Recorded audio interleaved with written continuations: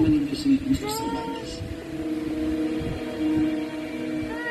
Ano yun? Kiniliwan niya akong katukas. May tama kayo ng baril. Ang sabi mo, ang may gawa niya ay si Mr. Laurel. Paano siyang nahulog sa dagat? May bumaril ba sa kanya? Ako ang bumaril kay Jaime. Nawalan mo siya ng balanse kaya nahulog mo siya sa tuwa. Pero, Yun po ang totoong nangyari.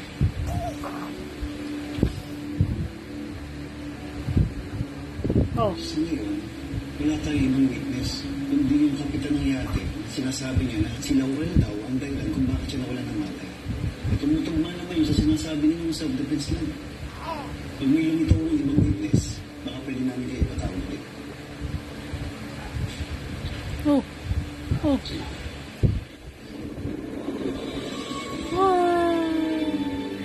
Ang tawag ng pusong ligaw, kawat ako pa rin.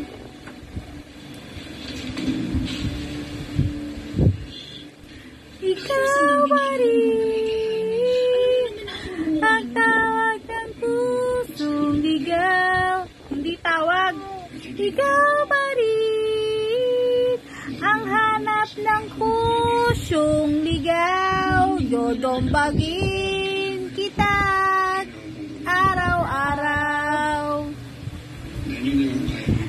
Si Zyron pa rin ang palaututing bata.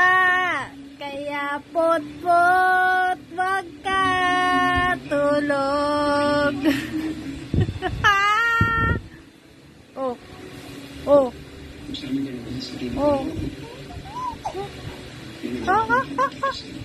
Hala ka? Baka na ng braso mo at tita. Nanlalaban yung mga braso at tita mo Oo. Anong gusto? Ha? Anong gusto mo na? Dede ka tapos kakagatin mo yung dede ko. Ganda lang. Oh. Ganda lang. Panganak na? Pogi.